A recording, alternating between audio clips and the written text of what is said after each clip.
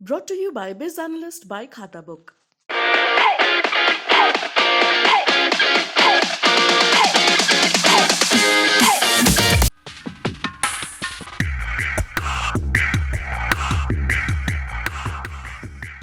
नमस्कार, जय हिंद। भारत तक देख रहे हैं आप और मैं हूं ऋषिराज। बात करेंगे पुतिन और मैक्रो के बीच हुई बड़ी बातचीत की, क्योंकि यह बातचीत फोन पर हुई है और 1.5 घंटे हुई है, यानी कि मिनटों में बताएं तो 90 मिनट दोनों नेता जो हैं वो फोन पर बातचीत करते रहे हैं। मैक्रो लगातार मनाते रहे पुतिन को कि आप रोकिए, आप रुक जाइए, आप सीज फायर कर लीजिए, लेकिन पुतिन अपने इरादे पर साफ हैं और यही कारण है कि मैक्रो को यह बातचीत के बाद कहना पड़ा है कि अब यूक्रेन को अपना सबसे बुरा दौर देखना होगा, क्योंकि पुतिन वो करने जा रहे हैं जिसकी कल्पना दुनिया ने नहीं की है। यानी कि मैक्रो का यह कहना है कि पुतिन कुछ बहुत बड़ा करने जा रहे हैं यूक्रेन के अंदर। क्या करने जा रहे हैं पुतिन, इसके बारे में बातचीत करेंगे, बताएंगे कि फोन पर बातचीत में किन विषयों पर चर्चा हुई है यूक्रेन को लेकर। तो आपको सबसे पहले हम बताते हैं कि मैक्रो का दावा है कि पुतिन पूरे यूक्रेन पर कब्जा करना चाहते हैं। जी हां, कि पूरा यूक्रेन रशिया के कमांड में आ सकता है, यह दावा है।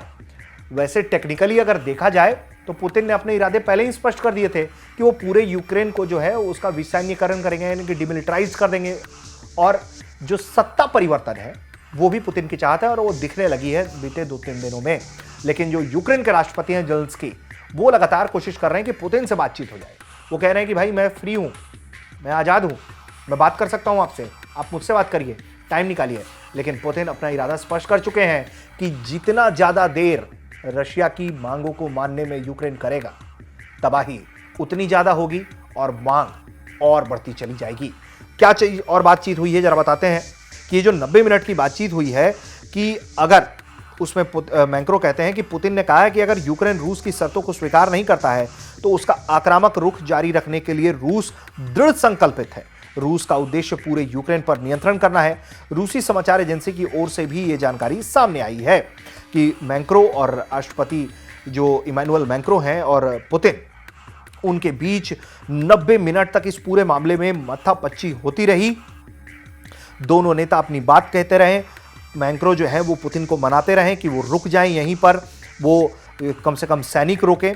वहीं पुतिन जो है उनका कहना है कि पहले हमारे सुरक्षा हितों पर विचार किया जाए, हमारी जो मांग है उस पर उसको ध्यान दिया जाए, समाधान किया जाए यूक्रेन के साथ हो रही समस्याओं का, उसके बाद ही हम कोई बात करेंगे।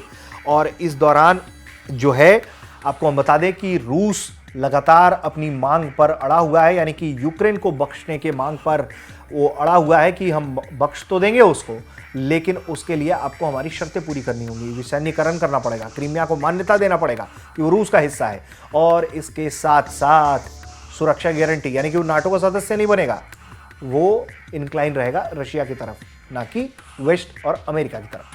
तो कुल मिलाकर ये जो खींचतान है फ्रांस की तरफ से समझाई कोशिश हो रही है वो फेल होती दिख रही है। इसके पहले भी कई नेता जो हैं वो नाक रगड़ चुके हैं पुतिन के दरबार पे कि आप मान जाइए, रुक जाइए, लेकिन रशिया अपनी बात कह चुका है कि उसकी मांग को माना जाए तभी वो रुकेगा।